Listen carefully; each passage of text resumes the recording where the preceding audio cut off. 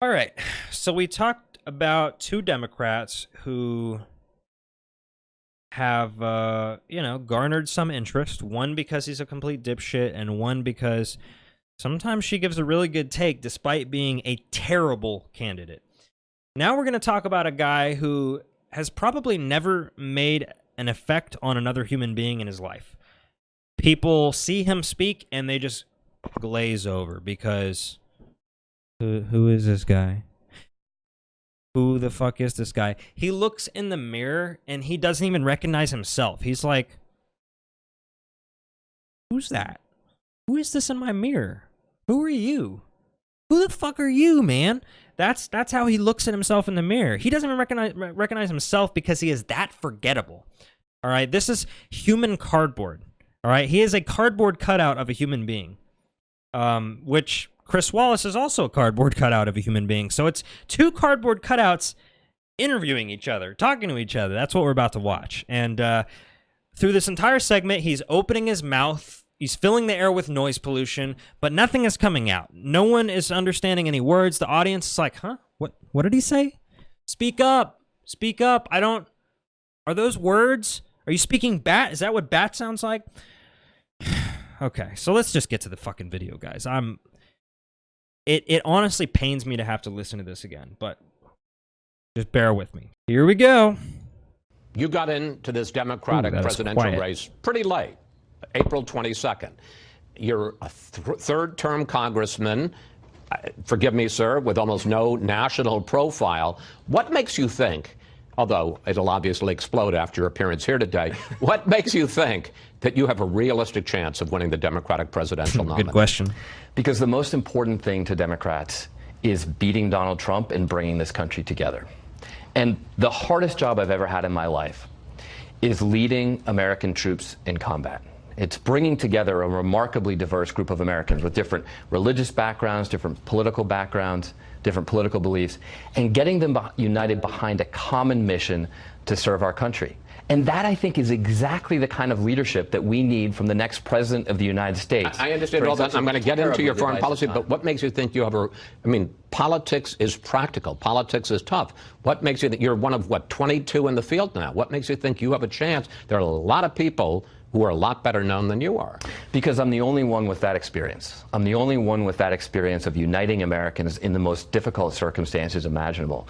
And I'm also the only one in this race that is taking on Donald Trump on issues of security, on strength, on what we need to do to make America stronger, on what it truly means to be a patriot. I don't believe that we can win this race if we don't challenge Donald Trump, not just on his job as president, but in his job as commander-in-chief. And we have to challenge him there if we're going to win. And briefly, because we're running out of time here, what is, because you keep talking about national security, defense, foreign policy, what is the Moulton foreign policy? We need a totally new generation of arms.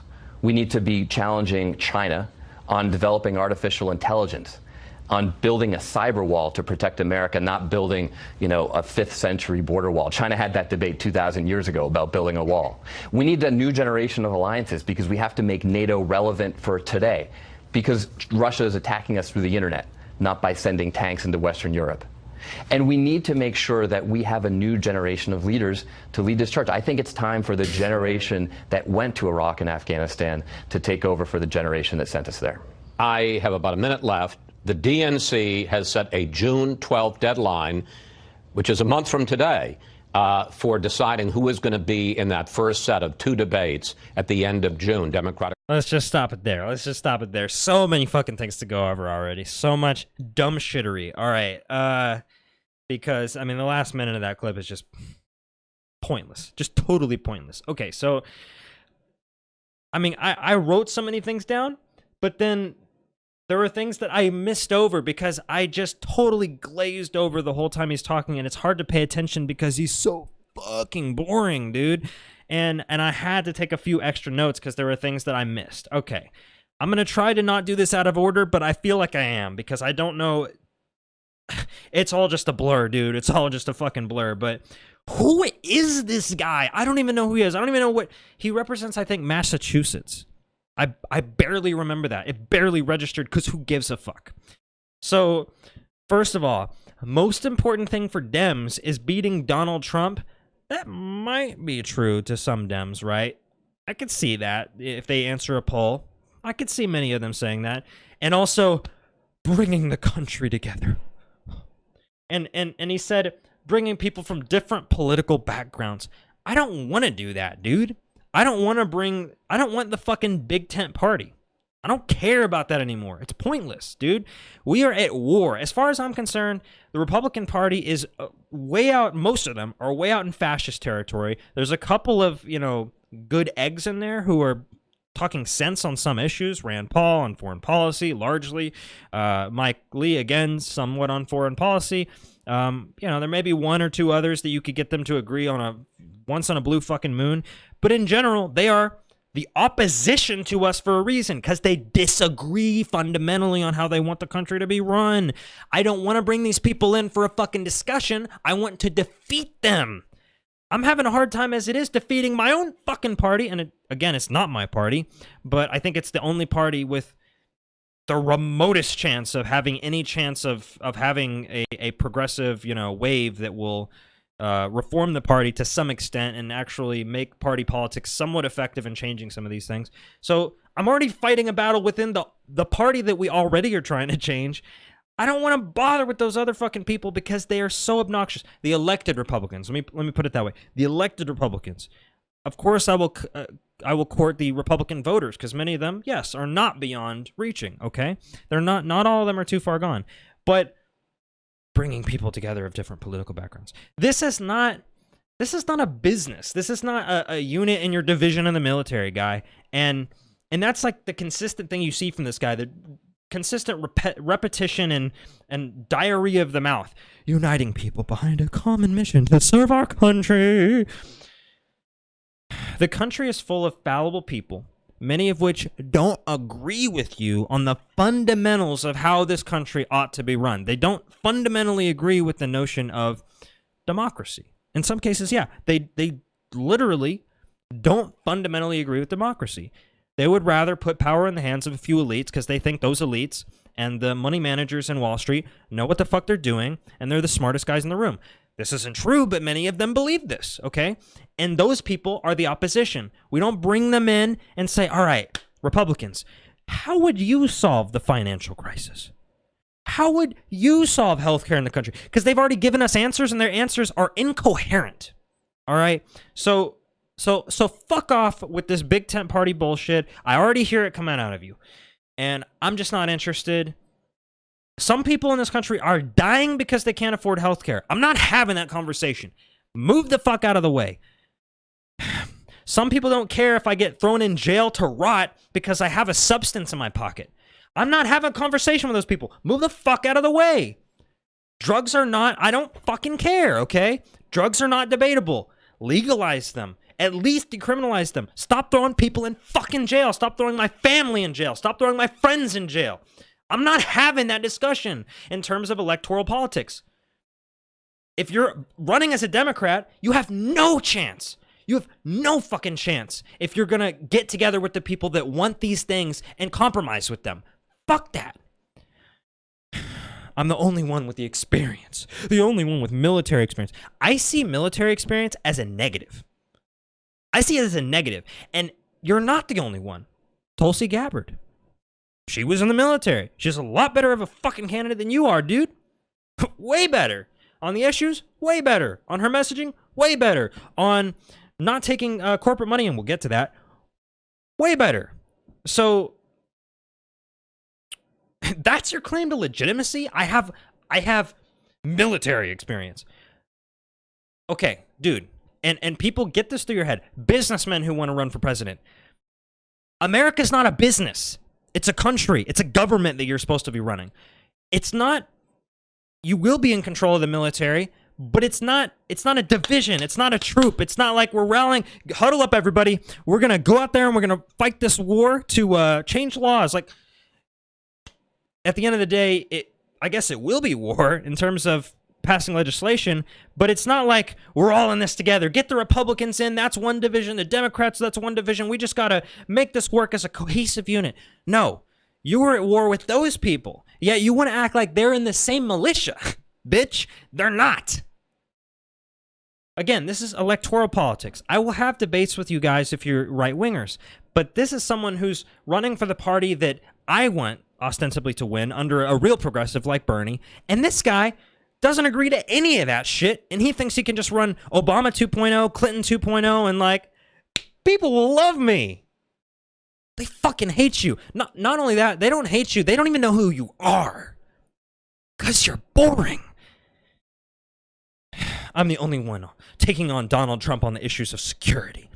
Other Democrats are taking on Donald Trump on the issue of security, a few of them, by saying that he is too hawkish.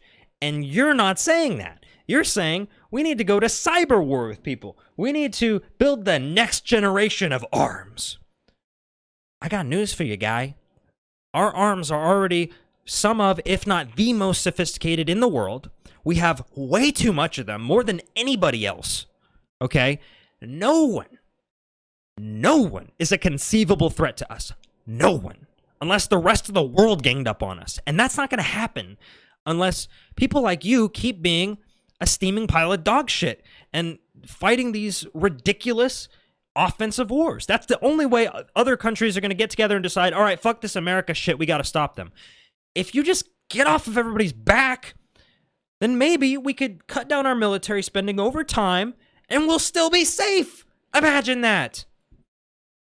And this guy's like, we need a new generation of arms. We need to go to cyber war. We need to protect against China. Who gives a fuck? Okay, the cyber security, yeah, fine, whatever. That's innocuous. It's inane. It's not whatever. It's probably like a dime in the bucket in terms of our spending. So do that. I don't care. I don't fucking care. But don't fucking sit here and pretend to me that we need a new generation of arms. And so therefore, let's spend $1.5 trillion on a new fighter jet like we just did. We just did that. And you're already telling me we need a new generation. Now fuck you and fuck your new generations. And of course, other Democrats, he says he's the only one taking on Donald Trump on issues of security. What about the other 1,500 Democrats who are like, you know, just foaming at the mouth on this Russia shit? Is that not a national security issue? They're already talking national security, and that has largely failed for them in terms of the Russia thing, which I bet he's one of these nimrods, honestly. I don't know if he said anything about it in this exchange. I didn't hear anything. But I could see that. And there's a ton of other Democrats talking about that. And again, there's a few decent Democrats who are talking about national security from the opposite perspective of we need to scale this shit back, son. We got so much shit we gotta buy, and we only got so much fucking money. Okay, let's... Jesus Christ. What's the last point? Oh. Challenging Trump on what it means to be a patriot. A patriot in this great country. Put your hand over your chest and stand for the anthem. Do you know what party this is? How many Democrats give a rat's ass about patriotism at this point? Patriotism is what lied us into the last half a dozen wars, okay? Patriotism is what makes people blindly support their government regardless of what it's doing. The NSA, for example. Guantanamo Bay, for example. Most Democrats are on that shit at this point, and they're kind of off patriotism. Now, there are a few. There is, I think it's a loud minority, personally. I don't think it's a majority. I don't think it's anywhere near a majority. But yes, there's a small minority who are like, Mr. Trump, you are unpresidential and you're bought out by Russia. And I will not have a president that would besmirch this great land's reputation. There's a few of those, sure, but they're not the majority. This party is largely off of that shit. And if you don't realize that, dog, you have no chance. You have no chance. My left nut has a bigger chance of becoming president than you, dog. Like, that's... Let's get to his donors, though. This is where it really gets hilarious. This guy thinks he has a cunt hair chance, even a cunt hair chance, of winning this election when his donors at the very top, Goldman Sachs, Berkshire Hathaway, Berkshire Partners, Bain Capital, Romney's fucking firm, Bain Capital, Raytheon, Boeing, Honeywell, Those are defense contractors, by the way. No wonder he talks so much about that fucking shit. Harvard University. So, if you have any second thoughts about this guy, just get him out of your mind. Just throw him out. Get it all out of there. Just shake him out. Shake him out. Because this guy, there is nothing to see here. Not only is there nothing to see here, he is so boring that he will put you to sleep. The only time you should watch him is if you're trying to go to sleep and you put him on your radio right next to your bed so that you just quietly drift away, because who the fuck is this guy? Man, fuck you, dog. Fuck you, Seth Moulton. I couldn't give a shit less about you, man. And honestly, I'll be surprised if I ever do another story about you, because you're going away, son. You are going to fade into the annals of history and disappear, because no one is going to remember you. I don't even know anything he's done. I don't even bother to look up his record, because after what I witnessed here, who gives a shit? Really, who gives a shit? So that's all I got to say about him.